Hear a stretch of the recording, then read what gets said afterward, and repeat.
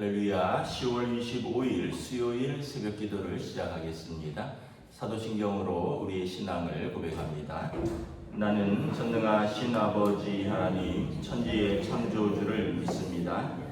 나는 그의 유일하신 아들 우리 주 예수 그리스도를 믿습니다. 그는 성령으로 잉태되어 동정녀 마리아에게서 나시고 본주 빌라도에게 고난을 받아 십자가에 못 박혀 죽으시고 장사된 지 사흘 만에 죽은 자 가운데서 다시 살아나셨으며 하늘에 오르시어 전능하신 아버지 하나님 우편에 앉아 계시다가 거기로부터 살아있는 자와 죽은 자를 심판하러 오십니다. 나는 성령을 믿으며 거룩한 공교회와 성도의 교제와 죄를 용서받는 것과 몸의 부활과 영생을 믿습니다. 아멘. 찬송가 450장입니다. 찬송가 455장입니다. 찬송가 455장입니다.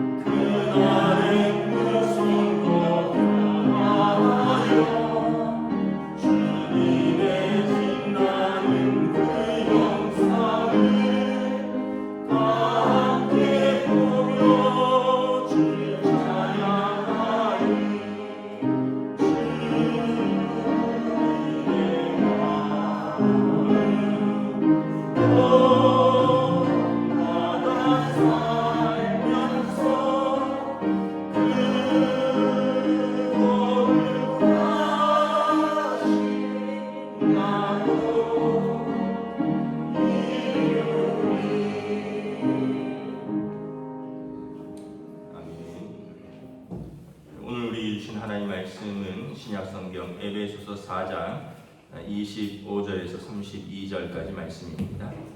에베소서 4장 25절에서 32절까지 말씀입니다.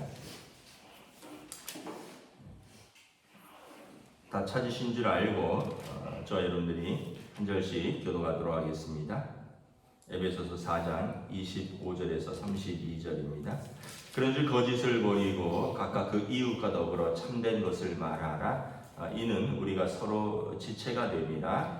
분을 내어도 죄를 짓지 말며 해가 지도록 분을 품지 말고 마귀에게 틈을 주지 말라. 도둑질하는 자는 다시 도둑질하지 말고 돌이켜 가난한 자에게 구제할 수 있도록 자기 손으로 수고하여 선한 일을 하라.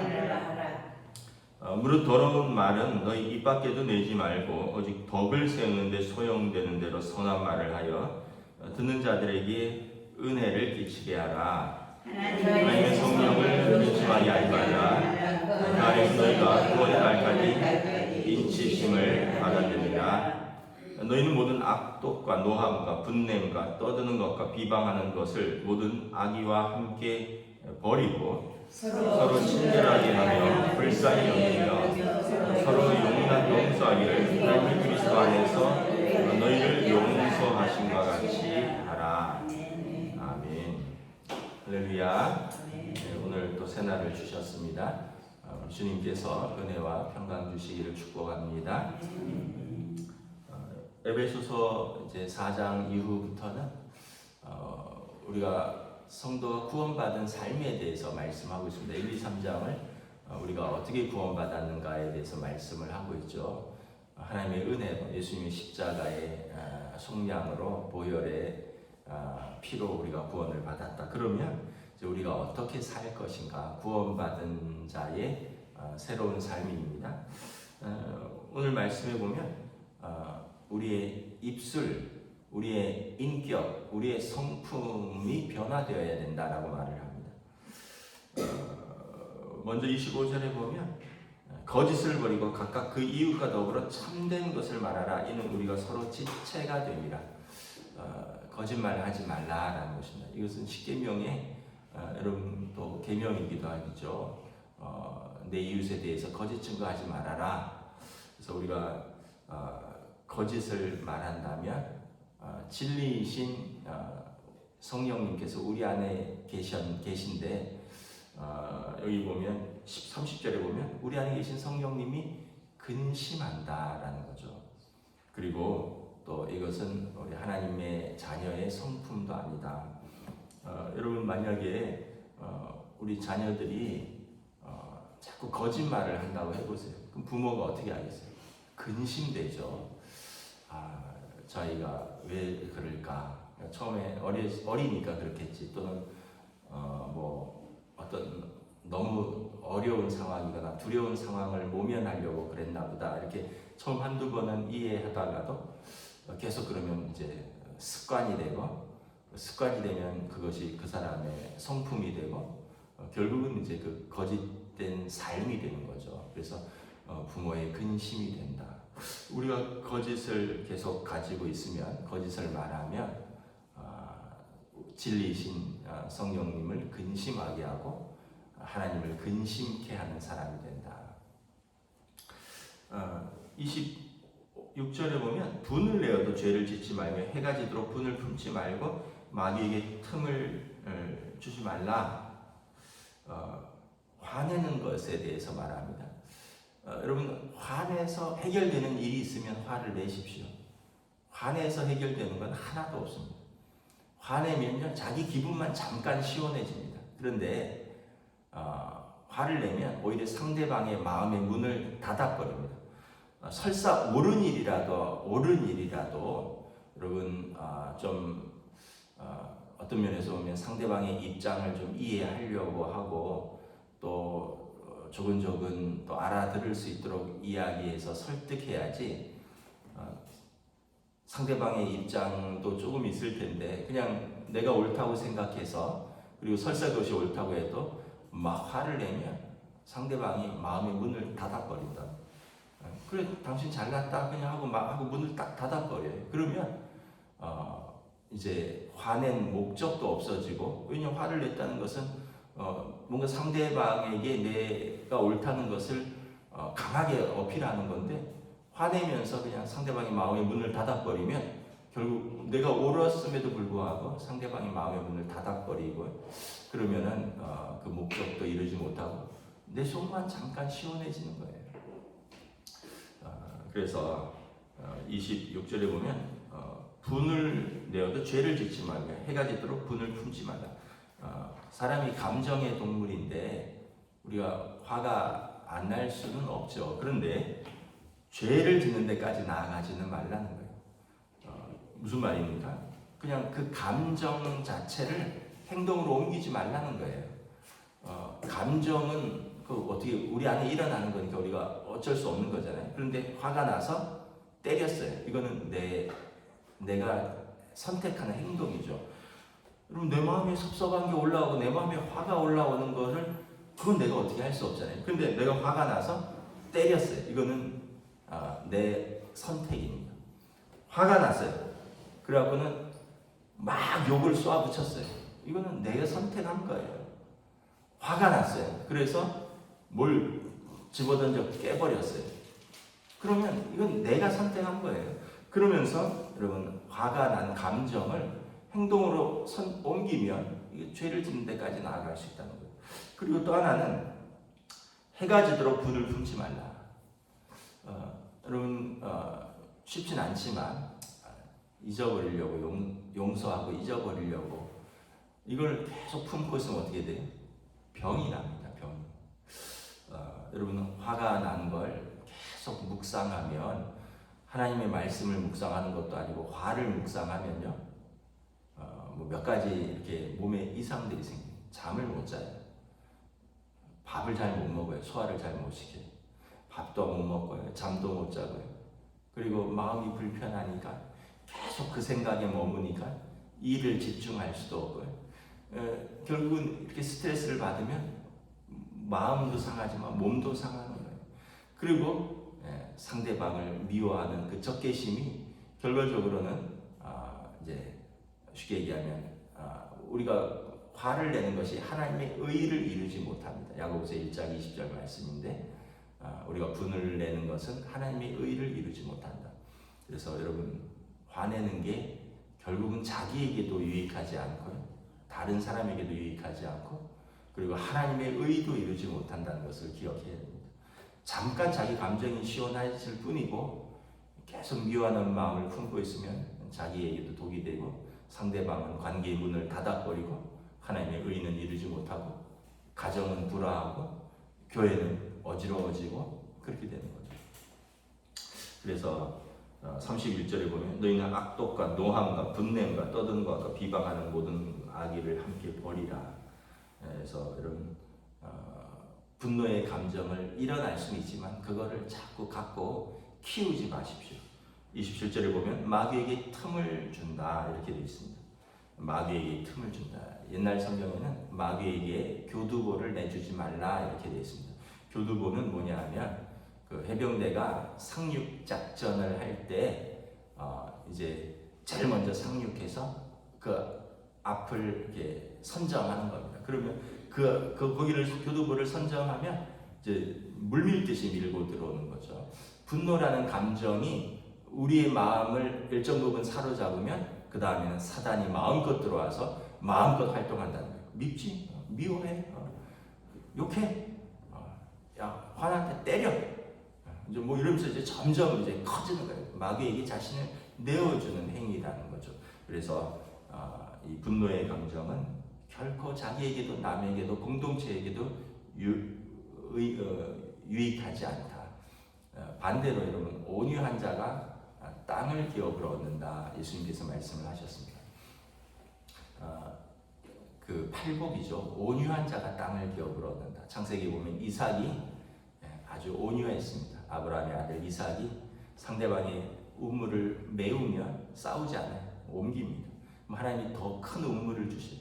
그러면 또 와서 블레셋 사람들이 이거 우리 땅이다 하면서 또 메워버려요. 메운다는 얘기는 뺏는다는 얘기예요. 그러면 또 옮겨요. 그럼 하나님이 또 좋은 우물을 주셔요. 5번이나 그렇게 합니다. 나중에 브엘세바 이제 헤브론 남쪽에 큰 땅과 큰 우물을 주셔요. 거기에는 이삭의 모든 식솔들과 종들이 다 머물고 다 마실 수 있는 우물이에요.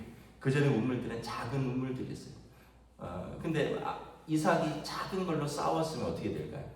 그러면 하나님 주시는 큰 우물을 못 얻었을 거예요. 그런데 싸우자고 하면 양보하고 옮겨갑니다. 하나님 내게 더 좋은 걸 주시겠지. 믿음이 있는 거예요. 5번이나 그렇게 하고요. 나중에 블레셋 사람들이 못 따라오는 그 땅까지 갑니다. 그리고 그 땅은 나중에 브엘세바, 아브라함과 이삭과 야곱의 무덤이 있는 막벨라굴이 있는 무덤, 그리고 헤브론과 가까운 다윗 지파의 근거지가 되는 좋은 땅에서 좋은 우물을 얻습니다. 하나님이 책임지시는 거예요. 여러분, 아브라함이 조카 롯하고 서로 소유가 많아지니까 분쟁이 일어났어요. 롯의 종들과 아브라함의 종들이 서로 양떼를 먹이는데 물도 부족하고 초장도 부족하니까 누가 먼저 하고 막 싸우는 거예요. 아브라함이 조카 롯을 부릅니다. 야, 우리 가족 아니냐? 이렇게 싸우는 것이 합당치 않다. 너가 먼저 선택해라. 네가 좌하면 내가 우하고 네가 우하면 내가 좌하리라. 조카 롯을 이렇게 보니까 양심이 없죠. 아브라함은 삼촌이지만 큰아버지지만 사실은 아버지 같은 존재입니다. 자기 아버지가 돌아가시고 자기를 양아들처럼 키웠거든요. 근데도 그럼 큰아버지가 먼저 선택하셔요 이래야 되는데 지 눈에 딱 보고 제일 좋은 데로 갑니다. 거기가 에덴 동산 같았고 이집트 땅 같았다 그랬어요. 나일강처럼. 근데 거기가 어디라 그랬죠? 소돔과 고모라 땅이었어요. 멸망할 환락의 도시, 멸망의 땅. 그럼 아브라함이 네가 좋은 데로 가라 하고 양보를 하고 아브라함은 그냥 척박한 땅에 머무는데 하나님 뭐라 그러시죠? 아브라함이 예배를 드릴 때 좌우를 둘러봐라. 동서남북을 다녀봐라. 네가 밟는 모든 땅을 내가 너에게 주리라. 그러니까 여러분 그릇을 키우는 거예요. 롯처럼 그냥 눈에 보이는 거 좋은 거 얼른 가지는 게 그게 똑똑한 것 같은데 그게 아니에요. 하나님을 신뢰하고 그릇을 키우고 온유하고 양보하고 하나님을 신뢰하는 거예요. 결국은 우리가 온유할 수 있는 이유는 내 감정이 아니라 하나님을 신뢰하는 거죠. 그리고 나서 하나님께서 내가 너와 함께 하겠다. 네가 밟는 모든 땅을 내가 너와 내 자손에게 주리라. 여러분 롯은 어떻게 됐습니까? 곧 쫓겨나죠. 거기서 불로 땅이 멸망하는데 그냥 간신히 딸 둘하고 몸만 살았어요. 아브라함은 믿음의 조상, 열방의 아버지가 되는 겁니다. 그래서 우리가 하나님의 말씀을 믿는 거예요. 여러분 우리 감정이 그렇게 선하지도 않고 우리 감정이 너무 옳지도 않습니다. 너무 감정에 매여서 내 감정이 옳은 대로 그냥 내 감정이 충동질하는 대로 살 필요가 없어요. 오죽하면 그런 말도 있잖아요. 5만 쉬어라. 참을 인자 3번이면 생명을 구한 살인을 면한다. 이런 말도 있잖아요. 일반적인 말도. 우리가 참으면 지혜를 주십니다. 참으면 그런 말도 있잖아요. 화나는 상황에서는 중요한 결정을 하지 말아라. 이런 말도 있잖아요. 화날 때 하는 결정이 뭐예요? 그래, 같이 살지 말자. 이혼하자. 화날 때 하는 결정이 뭐예요? 사표 던집니다. 이 회사 안 다닙니다. 화날 때 하는 결정이 뭐예요? 야, 우리 이제 더 이상 만나지 말자. 헤어져. 화날 때 하는 결정은 다 이런 거예요. 그런데 여러분 그 위기를 참으면서 여러분들의 가정이 지금까지 온 거예요. 여러분 참으면서 여러분들이 지금까지 일을 하는 거고요. 우리가 참지 않고 되는 일들이 하나도 없어요. 그래서 화날 때는 중요한 결정을 하지 말라라는 말도 있듯이 우리는 그냥 하나님의 성품을 닮아가는 거예요. 28절에 보면 도둑질하는 자는 다시 도둑질하지 말고 돌이켜 가난한 자에게 구제할 수 있도록 자기 손으로 수고하며 선한 일을 하라.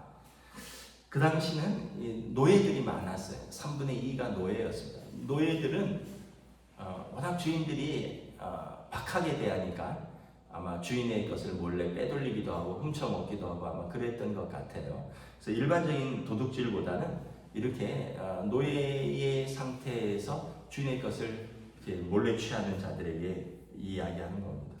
그래서 따뜻하게 손으로 수고하고 땀을 흘려서 일하라. 그렇지 않으면 그냥 곤핍한 대로 차라리 사는 것이 도둑질해서 사는 것보다 낫다라는 거죠. 29절도 아주 중요합니다. 더러운 말은 너희 입 밖에도 내지 말라. 오직 덕을 세우는 대로 소용되는 대로 선한 말을 하여 듣는 자들에게 은혜를 끼치라. 그럼 더러운 말이 뭐가 있을까요? 욕하는 겁니다. 저주하는 거예요. 그런 말은 하지 말라는 거예요. 성도는 왜 하나님의 성품을 가진 다른 인격을 가진 사람에게 욕을 하고 그 사람에게 저주하고 소리를 지르고 그러지 말고 그 사람이 들었을 때 은혜가 되는 말을 해라. 그 사람이 들었을 때 덕이 되는 말을 하라. 여러분 욕먹고 나서 야 은혜가 되네 이런 사람 보셨어요? 정말 저 사람 나를 사랑해서 욕하는 거야 이런 사람 보셨어요? 설사 부모라 할지라도 욕하면 아이들이 마음의 문을 닫아요. 맞는 말도 욕을 하면서 하면 문을 닫는다니까요. 그래서 우리는 항상 듣는 자들 모든 것이 가하지만 모든 것이 덕이 되는 것이 아니요 모든 것이 가하지만 모든 것이 유익한 것이 아니니 내가 말을 할 때 덕이 되고 내가 말을 할 때 듣는 사람에게 은혜를 끼치는 말을 하라는 거예요. 그래서 여러분 내 입으로 내가 자유인데 그게 아니라 여러분들의 자유를 가지고 덕을 세우고 은혜를 끼치는 데 사용하시라는 것이죠. 그래서 30절에 보면 결국 우리 삶은 우리 혼자 사는 삶이 아니에요. 우리 안에 계신 성령님과 내주하는 삶이에요. 성령님이 우리 안에 계시는데 성령님을 근심하게 하지 말라. 왜냐하면 너희는 구원의 날까지 성령의 꽝, 인치심, 도장을 찍은 사람들이다. 우리 신령은 성령의 도장을 찍은 사람들이에요. 우리 안에 성령님이 내주하고 계신 거예요. 그래서 성령님이 우리 안에 있는데 무시하거나 외면하거나 성령님을 소멸시키지 말고 성령님을 근심시키지 말고 성령님과 더불어 살아가라 라는 거예요. 그래서 너희는 모든 악독과 노함과 분냄과 떠드는 것과 비방하는 것 이런 모든 악의와 함께 버리고 우리는 어떻게 하라고요? 서로 친절히 여기라. 서로 불쌍히 여기라. 그리고 용서하기를 하나님이 그리스도 안에서 너희를 용서하신 같이 하라. 여러분 서로 친절하게 대하는 거예요. 불쌍히 여기라는 거예요. 여러분 뭐 아주 쉬운 거예요. 예수님께서 말씀하신 황금률입니다. 무릇 자기가 대접받고자 하는 대로 남을 대접하라. 내가 친절하게 대하면 남도 나를 친절하게 대하죠. 내가 적대적으로 대하면 상대방도 나를 적대적으로 대하는 거예요. 아니 왜 나한테 저러지? 그러면 내가 뭔가 그분에게 잘 못 대하는 것이 있다는 거예요. 물론 이제 이유 없이 그럴 때도 있지만 그럼에도 불구하고 이 감정은 흘러가는 겁니다. 내가 선한 감정을 가지면 그 사람도 나의 선한 감정을 받아서 나에게 선한 감정이 흘러오고요. 뭔가 나에게 적대적인 감정을 품으면 그것이 나에게 전달되고 그렇게 되는 거죠. 그래서 서로 친절히 대하고 불쌍히 여기라. 여러분 긍휼하다라는 하나님의 긍휼하심이 불쌍히 여깁니다. 하나님이 우리가 잘해서가 아니라 우리가 똑똑해서가 아니라 우리가 의로워서가 아니라 우리를 불쌍히 여겨서 우리에게 은혜를 베푸시는 겁니다. 그걸 기억해야 돼요. 여러분 부모들이 자녀들을 잘못을 용서해 주는 이유는 사랑하기 때문이고 또 불쌍히 여기기 때문입니다. 그래도 내 새끼인데 내가 낳았는데 내가 책임져야지. 오죽하면은 자식이 잘못하면 부모가 제가 잘못 키워서 그렇습니다. 제가 잘못 가르쳐서 그렇습니다. 부모가 사과할까요? 왜 그럴까요? 불쌍히 여기는 마음. 부모가 자녀에게 가지는 마음은 불쌍히 여기는 마음입니다. 하나님 우리에게 가지시는 마음은 불쌍히 여기는 마음이에요. 그래서 우리를 멸망치 않고 구원을 얻으려 아들을 내어주시기까지 사랑하신 것입니다. 그래서 우리가 이 마음 두 가지 친절한 마음, 불쌍히 여기는 마음을 가지면 서로 용서하지 못할 것이 없다는 거예요. 하나님이 그리스도 안에서 너희를 용서하신 같이 너희도 서로 용서하라. 주기도문의 기도 제목이죠. 예수님께서 우리가 우리에게 죄 지은 자를 사하여 준 것 같이 우리 죄를 사하여 주시옵소서. 우리는 맨날 하나님 앞에서 우리 주여 용서하여 주시옵소서. 주여 긍휼히 여겨 주시옵소서 하고 나한테 잘못한 사람은 얄짤없어. 난 그런 사람 아니야. 뭐 이러고 그러면 하나님이 뭐라고 하시겠어요? 1만 달란트 빚진 자가 100데나리온 빚진 자를 감옥에 넣는 것과 똑같은 것이죠. 그래서 주기도문 끝에 뭐라고 되어 있습니까? 너희가 사람의 잘못을 용서하면 너희 하늘 아버지께서도 너희 잘못을 용서하시려니와 너희가 사람의 잘못을 용서하지 아니하면 너희 아버지께서도 너희의 잘못을 용서하지 아니하시리라. 그러니까 우리의 용서는요, 하나님이 우리를 용서하는 것과 직접적으로 연결되어 있습니다. 우리가 용서하면 우리도 용서받고, 우리가 용서하지 않으면 하나님도 우리를 용서하지 않겠다는 거예요. 우리가 다 따져보면 하나님도 우리를 다 따져보시겠다는 거예요. 그럼 여러분, 하나님 앞에 설 사람이 누가 있습니까? 말씀을 마치도록 하겠습니다. 그리스도인은 천국 가는 백성, 이것뿐만 아니라 이 땅에서도 천국을 이렇게 이루어 가야 되는 거죠. 그러려면 새 생활의 말, 성품, 관계들, 이런 것들이 다 새로워져야 되는 것입니다. 근데 이것은 우리 의지나 우리의 본성으로 되는 게 아니라 우리 안에 계신 성령님께 순종할 때, 성령님께서 예수님의 말씀을 생각나게 하고 예수님의 말씀을 가르치시고, 그리고 우리로 하여금 깨닫게 하고 하나님의 뜻을 즐겁게 받게 하는 그런 마음을 주시는, 순종할 때 이러한 삶이 가능한 줄 믿습니다. 그럼 오늘도 여러분 가족들을 만나시고, 또 일터에서 사람들을 만나시고, 고객들을 만나시고, 누군가를 만나실 텐데, 이러한 말과 마음씨와 또 행실과 친절함으로 또 여러분들이 있는 곳에 주님의 평강이 이루어지시기를 우리 주님의 이름으로 축복합니다. 기도하겠습니다. 하나님의 은혜를 감사합니다.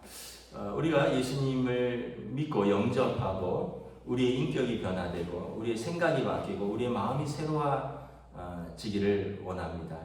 그럼에도 불구하고 그렇게 은혜를 받았는데도 여전히 우리의 본성은 다시 우리를 죄 가운데로 옛사람으로 끌어가려고 하는 그런 본성과의 싸움이 있습니다. 이것이 우리의 영적 전쟁이고, 우리는 하나님의 전신갑주로 무장하고 사단 마귀의 괴계, 우리의 감정과 또 사람과 싸우려고 하는, 또는 우리의 어떤 본성대로 살려고 하는 우리의 옛 생활을 성령님에게 순종하며 예수님의 말씀을 붙들고 순종하며 성령의 검, 곧 하나님의 말씀으로 싸워 이기면서 날마다 믿음으로 전진하는 주의 백성들로 인도하여 주시옵소서. 그리하여 우리가 있는 곳에 은혜가 있고, 우리가 있는 곳에 평강이 있고, 우리가 있는 곳에 하나님의 나라가 또 이루어질 수 있도록 하나님 함께하여 주시옵소서. 감사를 드리오며 우리 주 예수 그리스도 이름으로 기도드리옵나이다. 아멘. 하늘에 계신 우리 아버지, 아버지의 이름을 거룩하게 하시며 아버지의 나라가 오게 하시며 아버지의 뜻이 하늘에서와 같이 땅에서도 이루어지게 하소서. 오늘 우리에게 용할 양식을 주시고, 우리가 우리에게 잘못한 사람을 용서하여 준 것 같이 우리 죄를 용서하여 주시고, 우리를 시험에 빠지지 않게 하시고 악에서 구하소서. 나라와 권능과 영광이 영원히 아버지의 것입니다. 아멘.